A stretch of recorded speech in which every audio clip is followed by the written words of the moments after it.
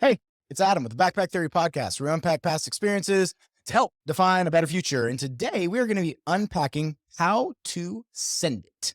My guest, Benjamin Morrell, is an integrative psychiatrist here in Oklahoma, a performance coach, public speaker, owner of the Lit Clinic, and the host of the Lit Clinic podcast.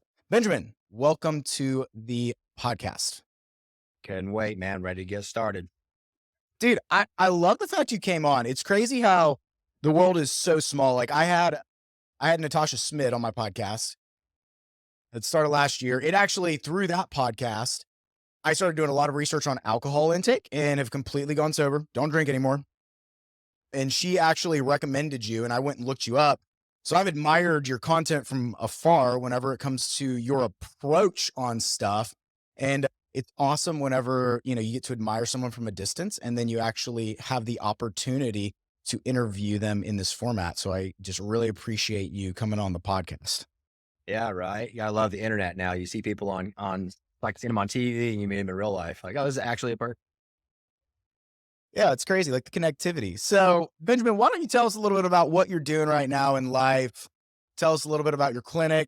I know that you also have like this adventure therapy network where you take people on like these really cool like retreats. So just tell us a little bit about what you're doing right now in life.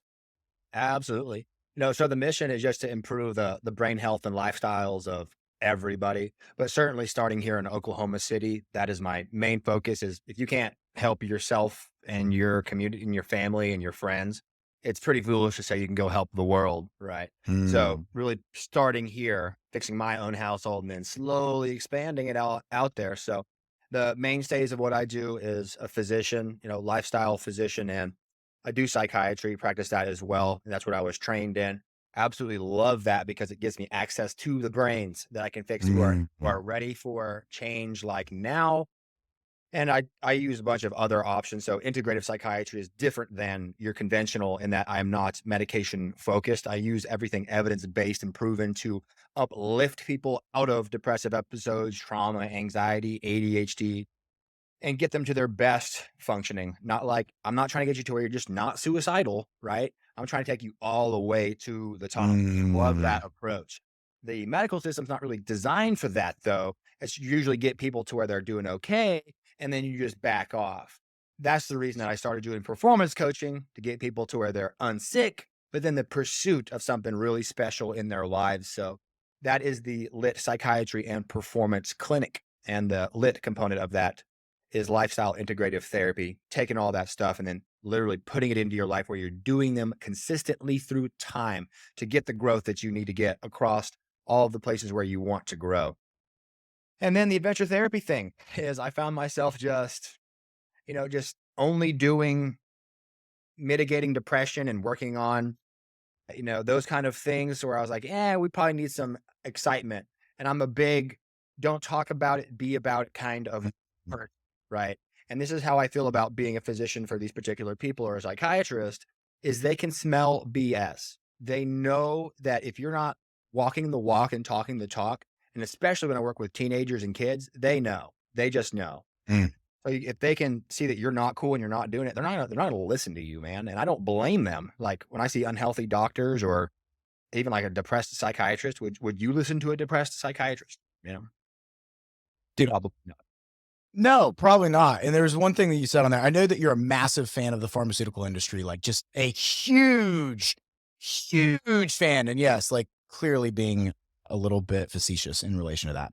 But dude, I love what you said. I've got a really good friend, and I actually have said this on a couple other podcasts, but we were driving down the highway and she's in med school and she's currently looking to become a psychiatrist.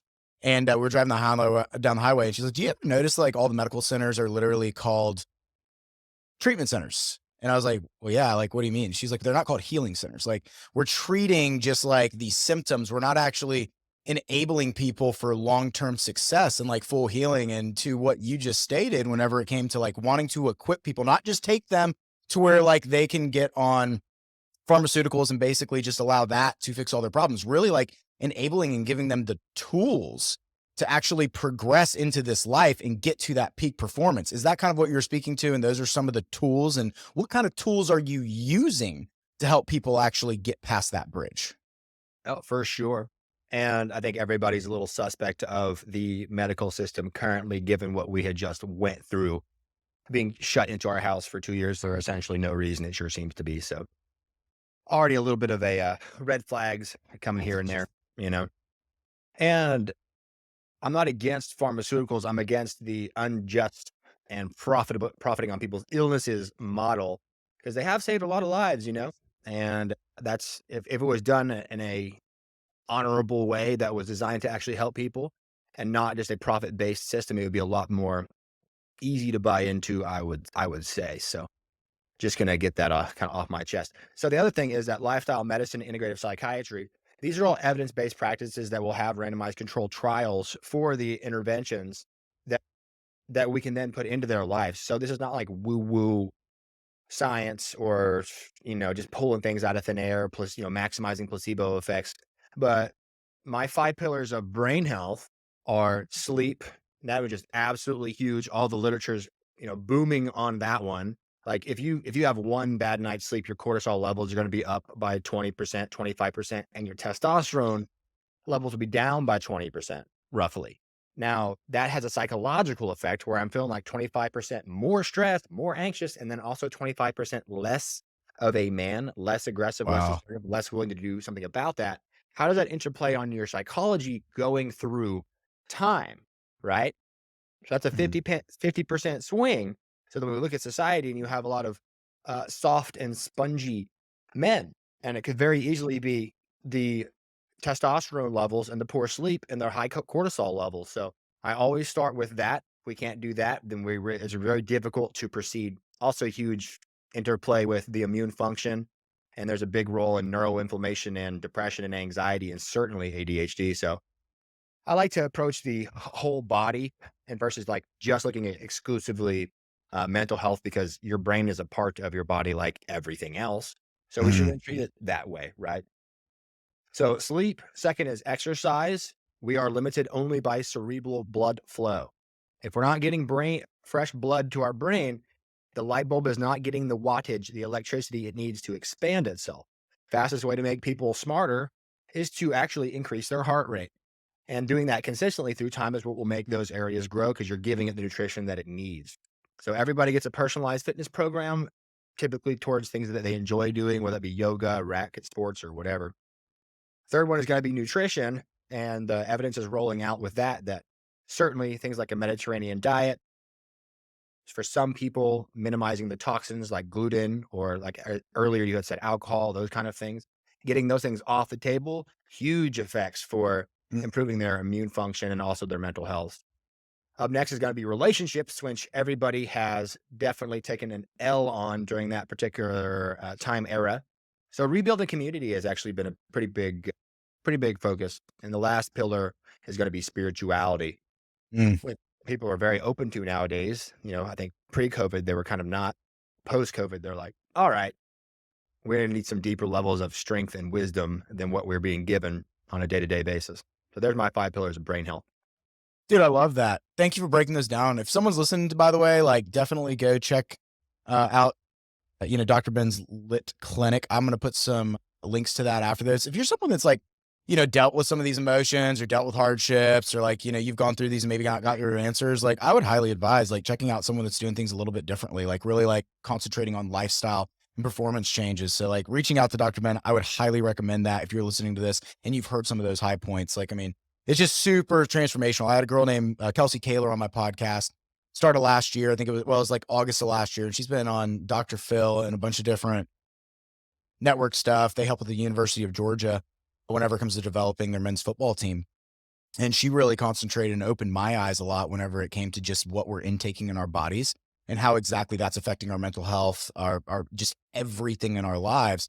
And I love, interviewing people that are taking a little bit of a different approach whenever it comes to medicine, psychiatry, everything in that field, because you're truly, I feel your passion and I feel the want to actually heal people and equip people with these tools. And one thing you said whenever it came to relationships, you and I talked yesterday about the importance of like community. And I know that you've plugged into a men's group here recently. And That's something you really put into. Why do you think there is this massive disconnect when it comes to community? And also, why do you think that people are starting to yearn for it a little bit more? Well, we've always had it. We are absolutely social creatures. It's wired into our neurobiology, whether we want it or not. Not having friends or not being around a community is worse for a human being than smoking 15 to 18 cigarettes a day. Wow. Right. And we know that's pretty rough. Right. Right. So it's very, very strong effect. And I think we just took it for granted for a very long time. And it used to be not an option. You literally had to ask for help in order to Mm, survive. And, evolutionarily speaking, in prior generations, it really wasn't an option to not be plugged in a network. Now we have the option to separate and isolate, right? You can literally just push a button and order food and have it delivered or whatever it is, or talk to people on social media.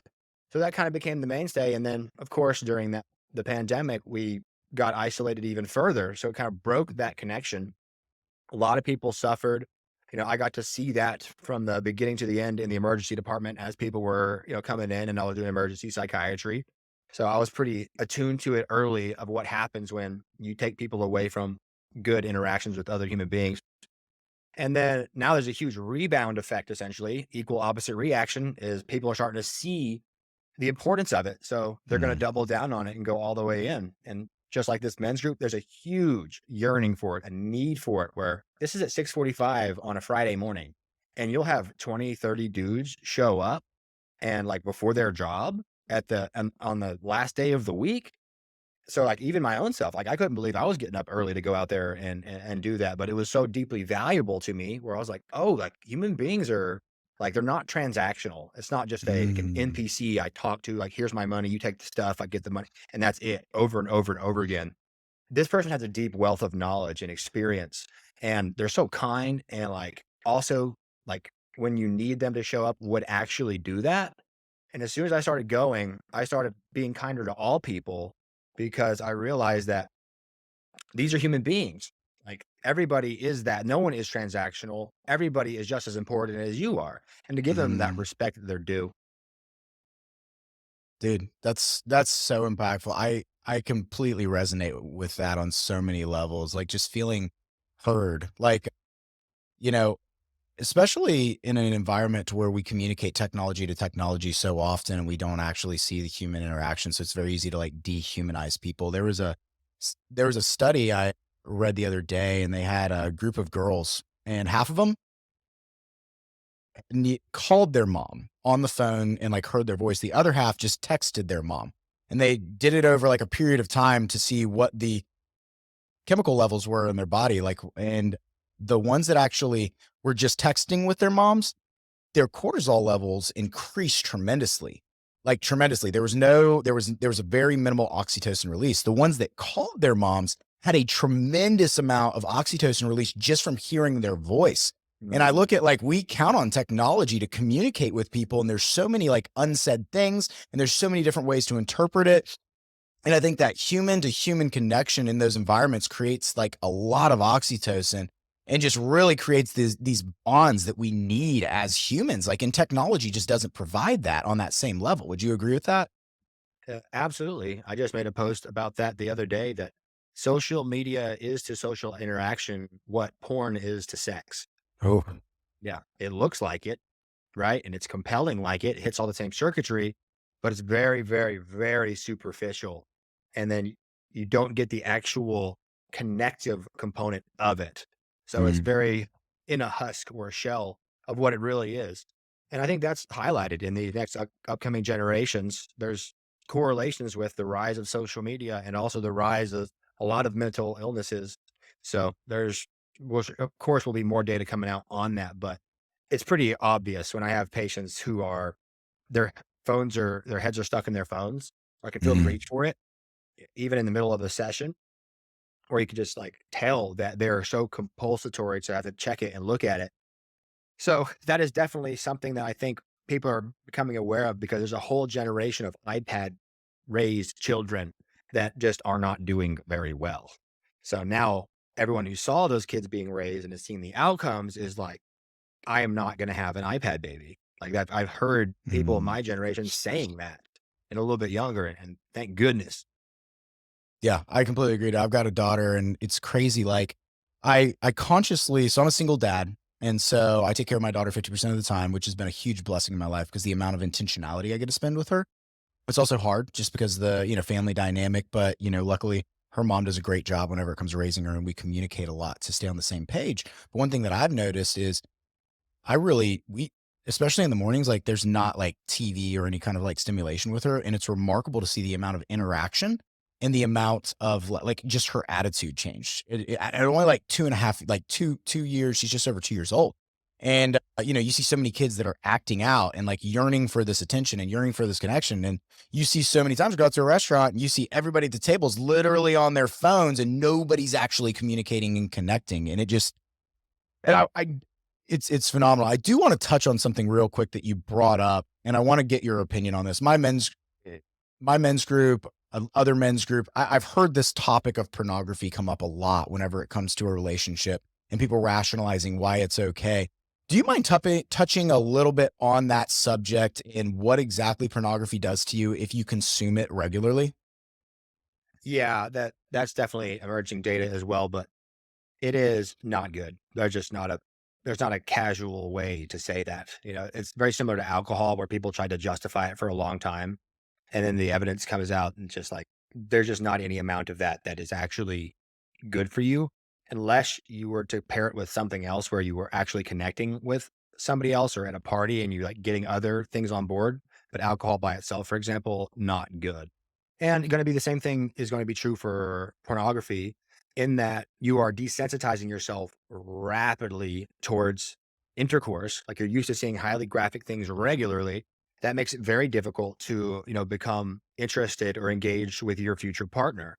So there's the big issue, but quite literally it is highly addicting to men. Like it just is.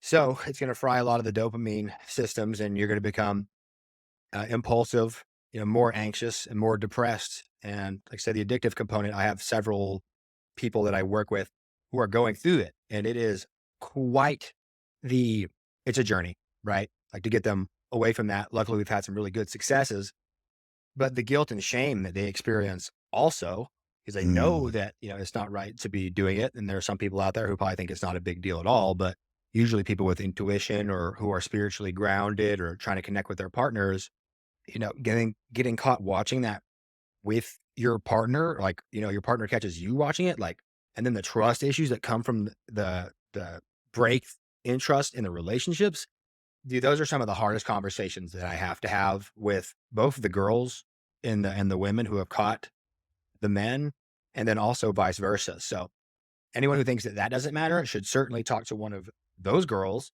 or talk to one of those guys about how they feel about coming through that. And it's like, maybe this is actually a thing. Yeah. And then, like I said, the intercourse issues also, if this person can't, they can't become aroused unless it's something like ridiculous expectations. Just like social media, how it ruins regular life. Like I'm looking at people on beaches who are just absolutely beautiful. And I put my phone down and I'm looking at, Western in Oklahoma, in Oklahoma City with Brahms. And it's like, oh no. So funny. Yeah, dude, I mean, I'll be vulnerable right now. I personally in my life, I at one point did consume pornography and looking back on it and looking at the why behind I went to therapy for a long time to really understand what my relationship was with that and what it was doing to damage my life and contribute to a lot of like misalignments whenever it came to relationships and emotional connections. And I fortunately disposed of it, haven't watched it in a long time. And it was one of the best decisions it's one of the best decisions I've ever made in my entire life, just spiritually, physically, emotionally, like all of it. If you're listening to this and you've ever struggled with this, I highly encourage you to go look at data related to what it does to your brain in so many ways, because it really, I wish that I had done it earlier because I really think that it would have altered a lot of things in my life that I can't take back now. But just like even like the occasional things and just the shame built up in it, it really affected me in the way that I communicated with people. And so if this is something that you've considered, I would strongly encourage you to look into it. Ben, have you ever read Dopamine Nation? No, that has been recommended to me though. So in that, the first subject that she has in the book basically is addicted to pornography. And he was so addicted that he figured out how to create a device that would basically keep him stimulated and right before like that level of pleasure over and over and over again just for hours. And she goes in and talks about really like the effects that it has on your dopamine levels whenever it comes to your brain, and like how it prohibits your ability to connect with other people in like on an emotional level. Anyway, it's a great book. If you haven't read it, I'm not going to ruin it for you, but like, dude, it's a great book and it really attributes to what you're saying. So I want to ask you real quick. Thanks for going into that. I appreciate it. How to send it. Why don't you tell us a little bit about what that means to you? Like unpacking that. Like tell us a little bit about it. I know that you had something in 2020 happen, which I want to get to after this, but just short synopsis on what how to send it means to you. Well, really, it means how can we go all in on ourselves, our belief systems, and step away from the fear of that and step into the faith with everything that we have. And this is a huge thing that I see. First of all, it was in my personal life that I experienced it. But then the same thing for the patients or the clients that I work with is that oftentimes we are beating around the bush, right? We're pursuing things on the outside instead of the things that actually matter to us on the inside. So, for example, I can ask them, what is it? If you could have anything that you could ever imagine, what would it be? And people like freeze, like deer in the headlights, can't even really have that conversation. And I don't like that at all, Mm. because my job as a coach, as a therapist, is to absolutely love the person, your skills, your talents, the hardworking, the potential is to lift that up and then to ruthlessly attack and hate the things, the limitations that are holding you back. That is my job. I recognize both of those forces are within people. So it's our job to understand, well, what is that at the highest level that we really actually want? Because life is going to be full of some of the hardest suffering that you've ever experienced. If you don't have something that is worth it, that makes it meaningful to you, it is going to be a very difficult life. And there is no way around that. My training exposed this to me at a young age. Like in my mid 20s, I'm talking to people who are dying, right, in medical school. And I'm looking into their eyes and I can just see this just fear, right, and this regret. I'm a deeply empathetic person, which is what makes me so skilled at what I do. And because I've also suffered. And so I know what suffering looks like, right? I know what depression, I know what anxiety looks like, I know what trauma looks like because I've seen it in my own eyes. So when I'm talking to these older people, it was the same people who were like, "Oh, he got die from something," smoking their cigarettes, acting like nothing mattered, that they don't care. And then here they are essentially begging for like, "Well, what can we do now? What's the next step? Or how do I squeeze a couple more drops out of life?" And everything's just a panic. Wow. Yeah. So you imagine seeing that and horrifying, right? Like, and I'm Mm. the one there trying to like be a caretaker and help them out as a training doctor. So that just scared me to the, ends of limits. I would scared, but rather stimulated to wake me up of, oh, that day is going to come for me. And the reason that it scared me is because I was that person. I was in medical school drinking Coors Light and smoking cigarettes at parties Mm. and staying up late and eating terrible foods and not taking care of myself. And I literally said the same thing that these people say. Oh, you gotta die from something, or it's whatever, right? Wrong. It's not whatever. Because then you see what that looks like at the end of his days, and it will scare you straight. There's just not another word for it. It was pretty horrific. So, obviously that kind of takes time to really set in and sit in.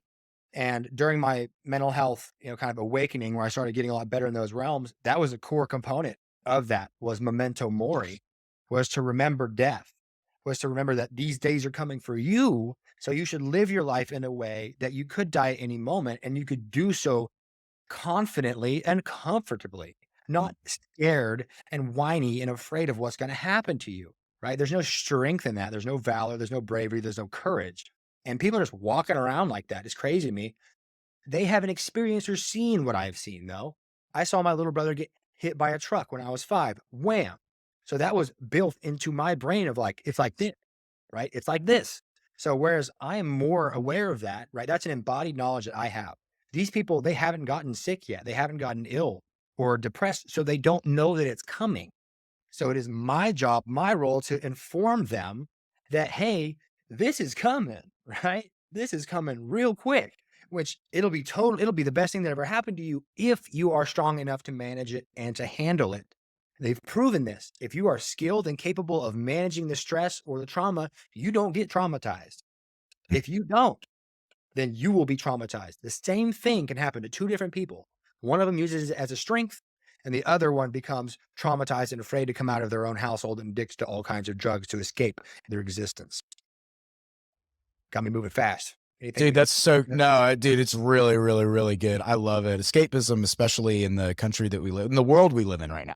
Escapism is it's so easy to access, right? Like there's yeah, so much information. There's so much. You and I were talking about both wanting to get off social media and Subway so that we could stop doom scrolling, right? Like it's so easy to just turn off and distract. And like even television, like a lot of people look at like television as being like a connectivity like thing, but like it really like you're literally what I read a study about like the benefits of reading, and they were talking about all these different things and how they ranked whenever it came to like your long-term cognitive library, if you will, like your like the library in the back of your mind, like your retention whenever it comes to memory.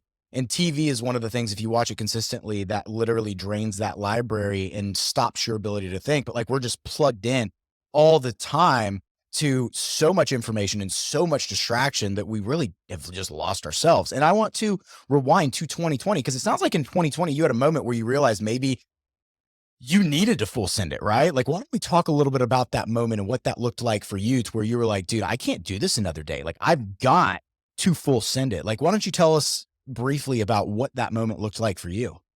sure. So, like I said, a couple years prior to that was when these thoughts really started kicking online for me. And I had to turn and face those. It took a little bit. I had to think about that for half a decade Mm, before it finally made sense. Like, oh, I was kind of sending it. I was kind of committing. And that looked like, moral injury or spiritual burnout as I was conflicted, right? Being in the medical system, knowing what I had known is I did all of the research into the history of medicine, how it got to where it had gotten, and how a lot of it is to get paid for managing illnesses, not necessarily to get them better, right? And then I had to go through and heal my own self. I had a brutal episode during, medical school with my own mental health where brother relapsing on, fentanyl, having to manage that situation. And then also me crashing out, waking up at 3:30 in the morning. And then I threw my hip out so I couldn't work out. And that's like how I would distract myself or make myself feel better. And I had my wisdom teeth taken out. Dude, it was horrible. It was like the most anxious thing. And I didn't do very well on one of the exams. And that just threw me into just a horrific experience. Plus the no sleep and the stresses of medical school, trying to take care of people's lives and being an empath in that system. And really the disenchantment. I got there and I thought we were going to be like actually helping people and caring individuals, but you're seeing people through the face, so many at one after another, and it just makes you jaded towards the mm, experience. And I sacrificed my entire life to become this thing. And I found myself in a situation where I was like, I don't even agree with the system. So, anyways, I was trying to find a way that I could achieve peace within it, though. I still gave that my absolute best effort. I studying, doing the best I could, learning teams, like trying to understand the system, insurance, all of that stuff, so on and so forth. And then in residency, we got to my residency training was during the. I literally watched the pandemic come, hit the peak, and then start coming down. So I mm, saw all of that unfold, right? And I knew that it was from the beginning not going to go well. I knew that. And then I saw the way that it was being managed by the system. And mind you, we're in charge of people's mental health, right? Psychiatry, we should be the ones to be voicing up and having these conversations.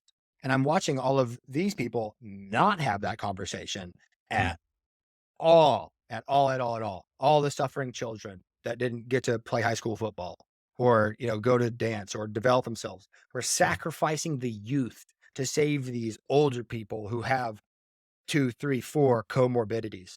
mm, And nobody had that risk benefit discussion, right? mm, And then also just the way that they had rolled out some of the pharmaceuticals during that time really just had me on edge. And I didn't really trust it because, like I said, I watched several of my brothers get addicted to opioids. mm, Who started the opioid epidemic, right? It was the pharmaceutical companies, the same ones that are now advertising to us these things that they're saying are the holy grail is what's going to save us. So my thought was, once again, my experience was different than other people around me because they were all like fine with it. Okay, they're like, yeah, I can't wait for the vaccine or whatever. Versus me, I'm like, dude, do you know who these people are? Like Hmm. these people, they have the largest criminal cases in history, and we're going to give them all of this power and opportunity to not say anything about it. So the level of just paranoia was just unreal. And then just giving children antipsychotics for being stuck at home with their abusive parents and not giving them actually anything that they really need to improve and knowing that they're not going to come off of them. It was, dude, and people coming in with just slashes on their wrist and their neck slash. And like, I like have to have that conversation with them at 3 a.m. every night, every day for weeks at a time. I'm having motivational speeches, Adam, with these people trying to ignite life for them. Every single night when I haven't slept in weeks, I am down there preaching till I'm blue in the face on we got to get up and make this happen, trying to be the example and set a standard for myself, my family, my community during these horrific times. Because if it's not the psychiatrist who's going to do it, right, we're the last line before people kill themselves. We're Wow. all deep in. And if we're not doing it, who's doing it? So I took that as a challenge, man. I'm a competitor. I always have been. And as also somebody who's experienced a lot of these situations and symptoms and feelings, I know that I have to be the person that I would need in that situation.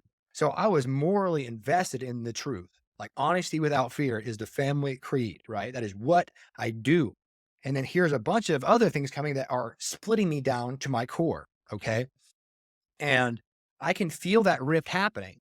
And there's no other way I could describe it than like a little extreme, but like to come to consciousness and to see that like you're a Nazi officer and you're in the army, like, and you see what's going down. Do you keep going along with it in that situation? 99.9% of them did, right? How many people actually walked away? And I knew that. I heard Jordan Peterson talk about that. A lot of people went along who actually didn't. So then that was now in my mind of like, dude, am I going to walk along with this or am I going to go and do something different?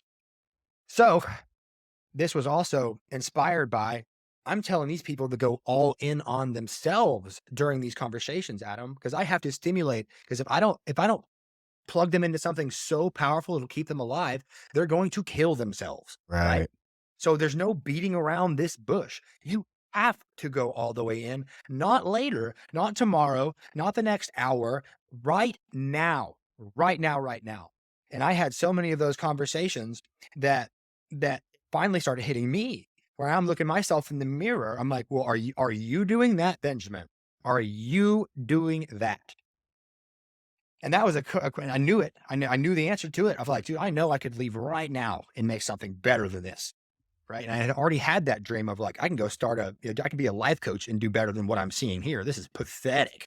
Right. I'm here throwing Prozac at people for like lifelong histories of trauma. It's like, this isn't touching what needs to actually happen. But all right. And you do that, you work 60 to 80 hours a week doing that. It makes you frustrated enough and you see enough and where you get to the point where like, okay, I don't necessarily know what's going to happen on the other side. All I know is that something is calling me. Mhm. It's an intuition, you call it a feeling, you call it a sensation. And I am not okay with suppressing that any longer. Repression leads to depression. And I had my eyes keyed to the depression. So I'd already told myself, I am not going that direction. If it comes to the point where I'm sacrificing my own self and my patience, then I'm done. I'll walk away today. And it got to that point in time where, my brother, he needed my help. And my father was bouncing back from cancer. And I had to leave. It was not a choice. So I got a couple of weeks off for me to get my mind corrected to help him out.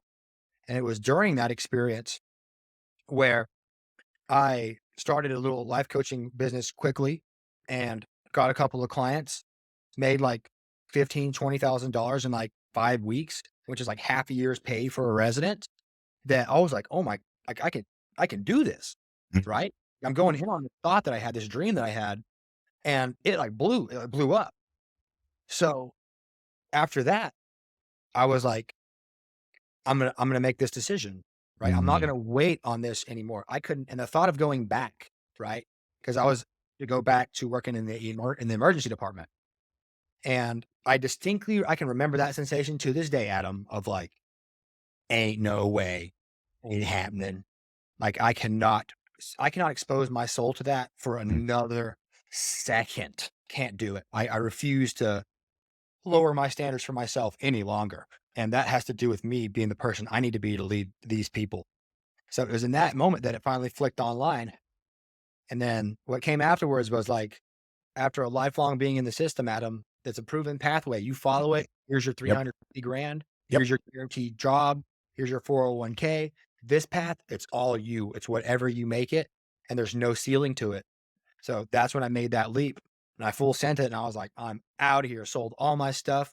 I knew I was about to be broke. I bought a van and I just lived in that sucker and built an online business in the back of that, in the back of a van. Yeah. Dude, I love all of that so much. That's how you Like, sell all your shit and you buy a van and you quit your job. That's how you send it, Adam. dude, I'm fortunate enough to where I have some really wise people around me, and I've been fortunate enough to learn from their mistakes, and I've taken 3 proverbial career jumps out of a plane, if you will, and all 3, it's remarkable.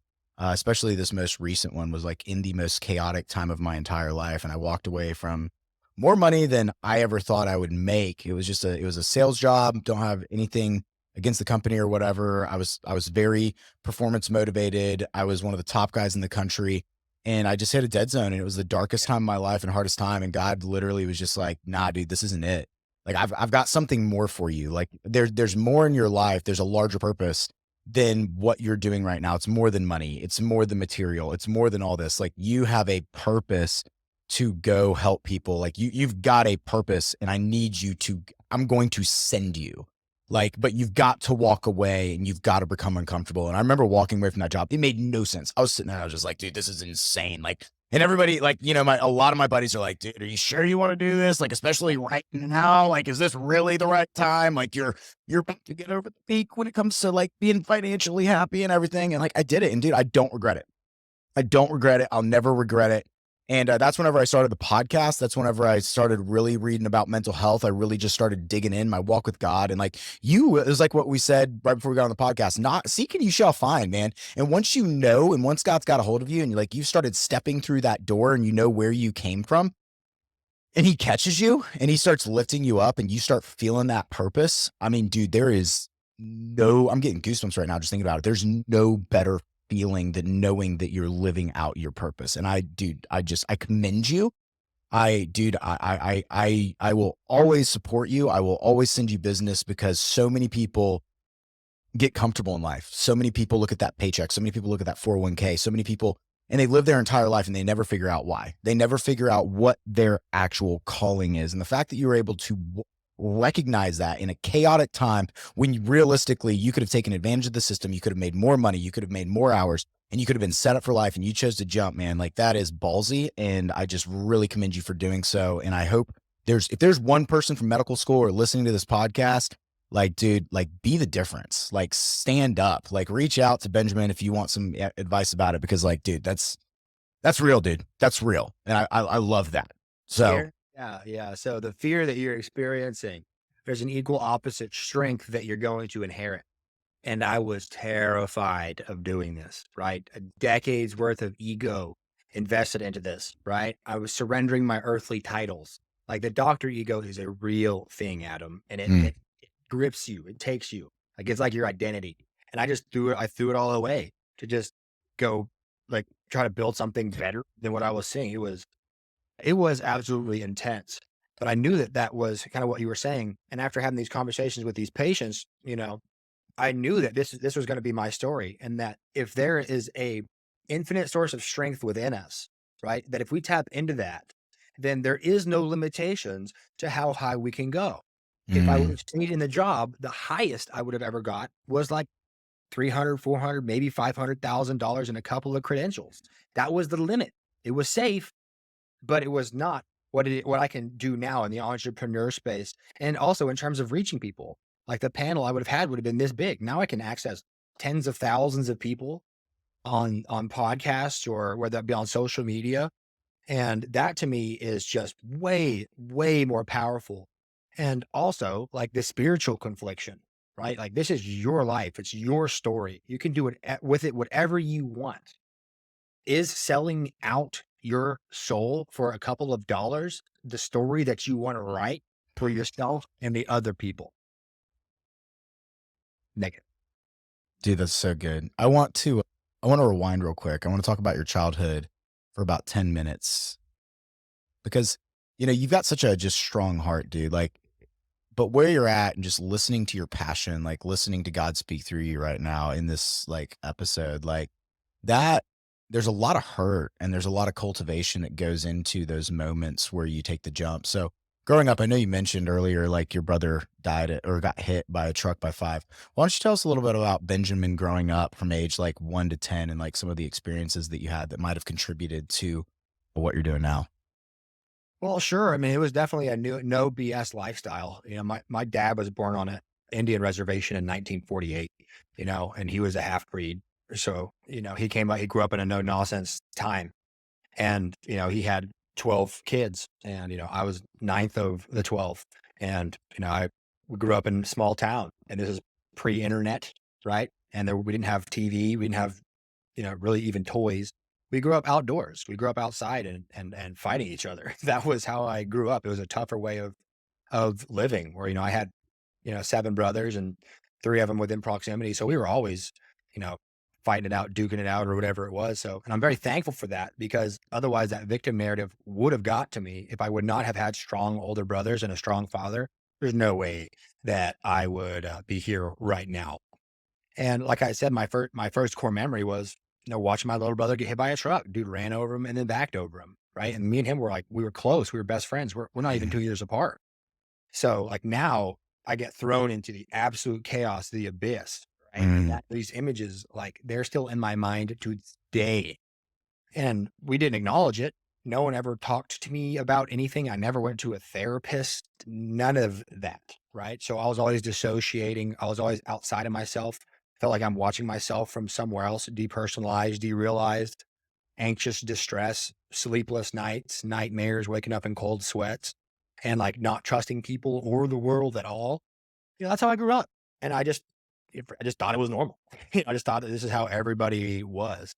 And still had a pretty if it wasn't for that, it would have been like a great childhood. Like, it was amazing, mm, and I usually like try to blame, like, my family, my parents, or the school systems or whatever, but at the end of the day, I was a fractured individual. I was broken at my core, and then I was blaming everybody else for that, like, what and waiting for someone to come and help me, and it just never happened, and that's eventually what clicked in my mind, what ended up being my greatest power. So one of the motivational speeches that I give is pain to power, mm, trauma to talent, right? To be from broken to champion. I had to have those conversations with myself, sleeping on the floor mm. of a trailer park to get up and go to school or to go to football. And that is what set me up to have these conversations with people in the future. But anyways, yeah, I was all of the other issues that come with trauma. And I don't know if you've read The Body Keeps the Score, surely. Dude, yep, yep, love it. Yeah. So all the physical conditions, right? Like chronic pain in general, like cystic acne, I definitely struggle with a lot. And I was also blind, so my eyesight wasn't good, and then we Mhm. weren't getting healthcare, so, like, I couldn't even see the board, so my grades were poor, so I thought that I was stupid or whatever. Yeah, and then I was obese twice because like, I had eating disorders where I would just, like, food was comforting, Mhm. straight up, and I would just eat as much of it as I could whenever I got the chance. Plus, there were some food scarcity issues as well at times that, in my base operating system was eat what you can while you can, is what my brother told me. So that's what we did. And when my dad started making more money, I kept doing that and it was comforting. So I blew up. I got obese, got made fun of. They called me Wiggles, slapped my love handles. Middle school, no, it was the worst, dude. It was horrible. Wow. Yeah, it was absolutely terrible. Luckily, I had a growth spurt that kind of got me through that. But for the most part, yeah, that was my upbringing is that I had already known a very high tolerance for pain and anxiety and suffering. So that's definitely what set the basis for me in the future to be like, I already know what it's like to suffer. I'm not really afraid of that. I'm not okay with causing my own suffering by not listening to my soul, as it were. How did hey, thank you for being so transparent, dude. That's that's crazy. And I love the fact that like you really didn't victimize them at all. Like so many people I've heard them tell that exact same story, but it's through a victim lens and it's oh, I had this terrible life growing up and this and my parent, and I love the fact that you own it. And like and now at this point, I don't know if you've always been that way, but the fact that you own it and like you look at like your weaknesses or what someone could perceive as weaknesses become your largest strengths as you get older. And I see in this world today, so many people buy into the victim mentality, or so many people want to blame circumstances outside of their control on their current existence. And I just love how you framed that, and the honesty and transparency that you spoke into the situation is just so powerful. Whenever it came to like those insecurities and everything through going through high school to like early college years, like how did that affect you? Did you pick up some like, substances? Like what were your escapes? Well, I was very blessed and cursed to watch my older brother go very deep into addiction, like Mm, a mm, couple of them, real deep into meth and heroin. So I watched that unfold, and I just saw the absolute damage that it wrought for a family and in my own soul. Like fist fighting your brother when they're when they're high, it is because they come home and they're yelling and like being aggressive, and like for me, who I'm an empathetic person, I care, and to have to do that, dude, it was a horrific experience. Like it mm. scared me. And so that actually is what kept me from doing hard drugs. Wow. That right there, I was like, I just know that that's not the answer. And, thankfully, like I said, I was so broken. And the only thing that saved me was this idea that I could become a physician and give other people life, because I really didn't care about me at all. I did care about other people though. And all I wanted to do was really lift them up. That's what kept me out of the trouble for the most part. Number two would have absolutely been the gym. Is like I would just work out until my hands bled. I Mm. would just push myself so far that I couldn't hear the thoughts. David Goggins resonated with me greatly later on in life. And that's what I would do. I would run 3, 4 miles to the gym, work out for 3 or 4 hours and run back. And I would just do that until I couldn't think anymore. And I had to pass out so I could actually sleep. And the same thing was true for studying, is I would just study so much that I couldn't think about anything else. And so I got in great shape and very, book smart pretty quickly. But I'm not going to sit here and lie to you. I was definitely addicted to pre-workout. I was self-medicating with, because back then it had the amphetamines in there, that DMAA in the pre-workouts. Mm. Yeah, I would do like scoops of that, probably 500-600 milligrams a day. And not even knowing that I was doing it, but ADHD, PTSD, I was trying to make myself feel better and also go to the gym. And then alcohol became a problem, certainly later in college, when I realized, oh, this is what this feels like to not be anxious. That's all right. That's pretty good there.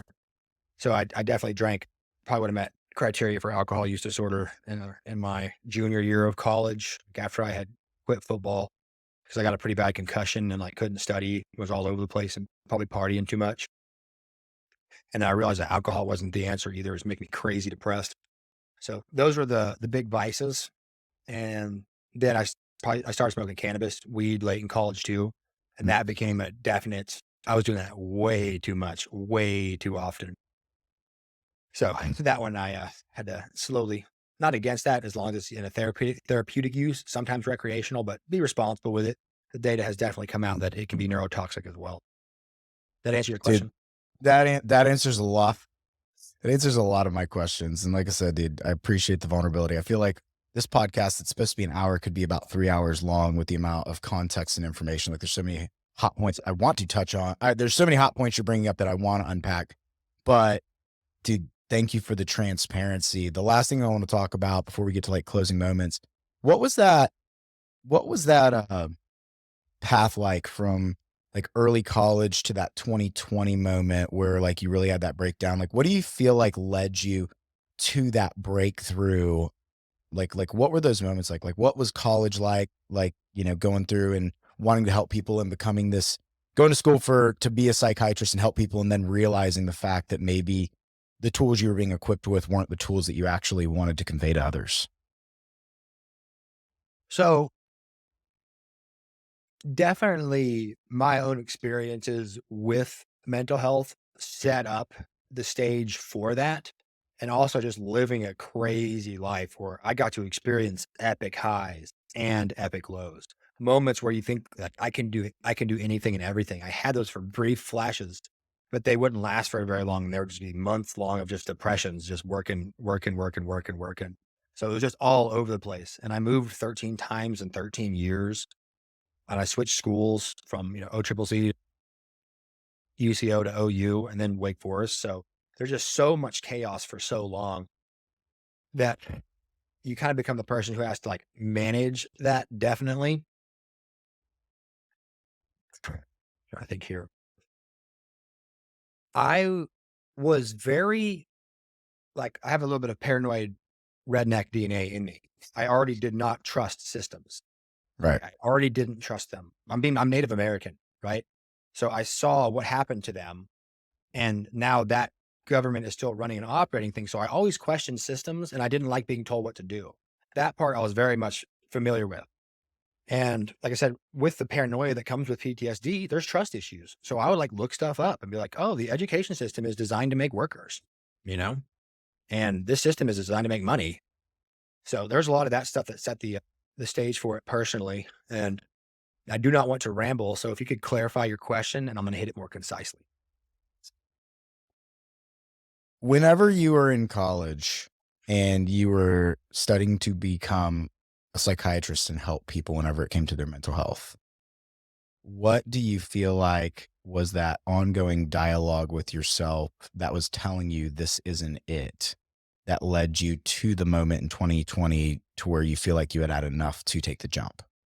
Oh, well, so in college, my undergrad was actually in biology, and Okay. I loved biology, right? So we had to study physics, chemistry, biology, pretty much everything, genetics, all of that in order to get into medical school. So, but my background was in the study of life, and I was really good at it, like really good. Like I said, I put all my time and energy and effort into it.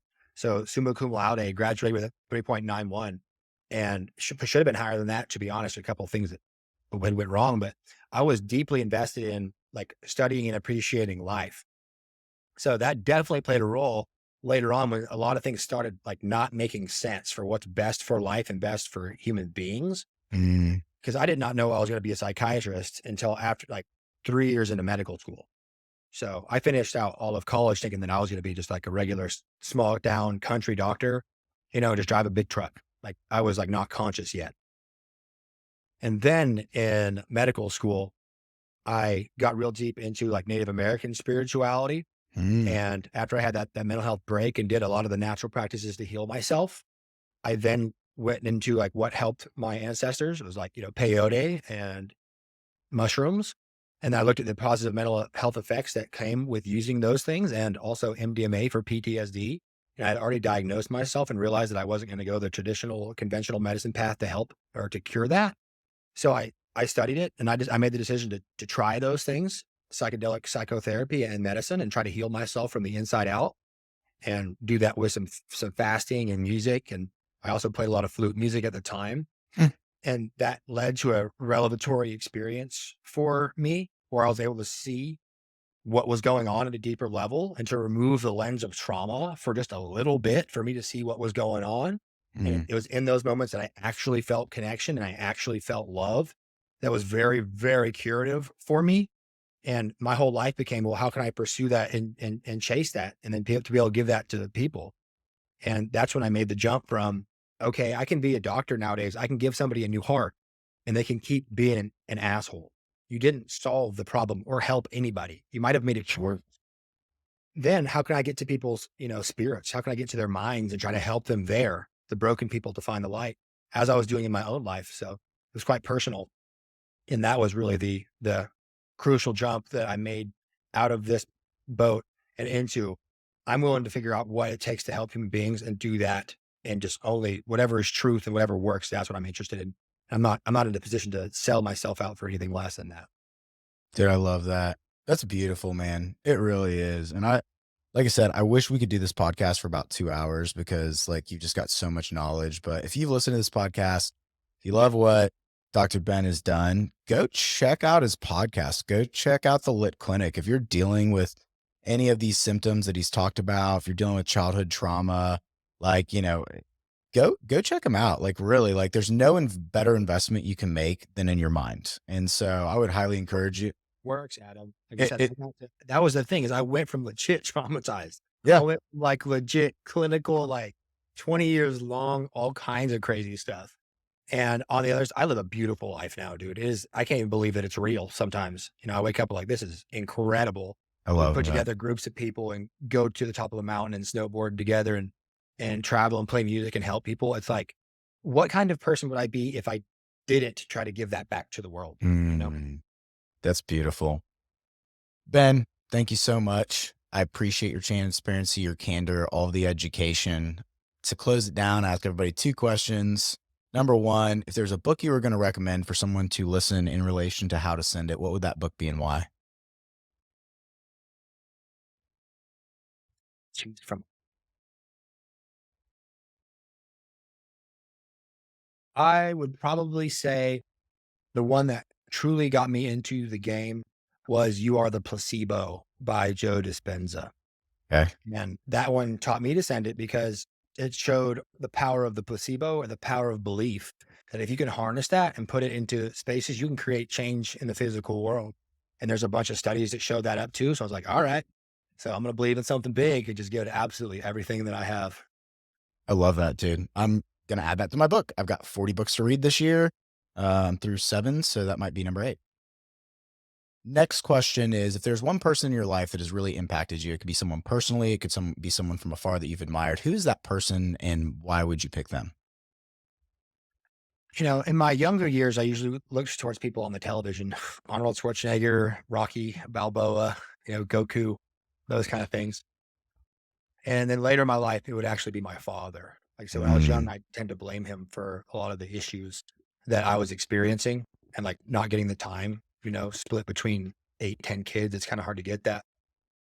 But in medical school, he had gotten cancer. And to see how he handled that and then he grounded in faith and took the doctor's advice to go to the gym, fix his nutrition and all of that, and just put forth crazy levels of effort for somebody who has like really not a lot of education, that to me just like blew the top off of what I could see is possible for a person. And then our relationship just it bloomed after that because for the first time in my life, like my dad was always so permanent. No one ever thinks about their dad dying or going away. right.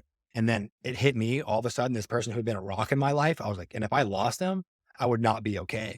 Mm, So for the first time in my life, I started listening to his wisdom and his words and watching his actions. And I was like, wow, if I could raising 12 kids and growing up without a dad on an Indian reservation and then making your way out of that, playing pro baseball and then going out and creating your own plumbing company, like without any guidance or internet or books. I was like, dude, how did you do that? No. So he's been a source of consistent strength and guidance for me, man. I love that, dude. That's so beautiful, man. That's incredible. And thank you for sharing that. I'm sure he's very, very proud of you with where you're at right now and the decisions you've made in life and the risks you've taken and the jumps you've taken. And you're definitely my definition of sending it whenever it comes to walking away from comfortability, especially in the medical industry. And I hope this inspires someone that, is listening to do something similar. So, last thing, if in 60 seconds you are going to tell someone after listening to this podcast and they want to understand, like they're sitting there on the precipice, they're looking over the edge and they just are unsure, why would you tell them why it's time and how should they send it? I would say there is no later. There is only right now. Number two, you're already all in. Death is going to be guaranteed for you. Nobody's ever escaped it. So you might as well just do something special with that right here, right now, brother. I love it, dude. Short, sweet, and simple. Ben, thank you so much for coming on the podcast. I really appreciated the conversation. Absolutely. Bye, Adam. Thank you. Till next time on the Backpack Theory, it's Adam. Thank you.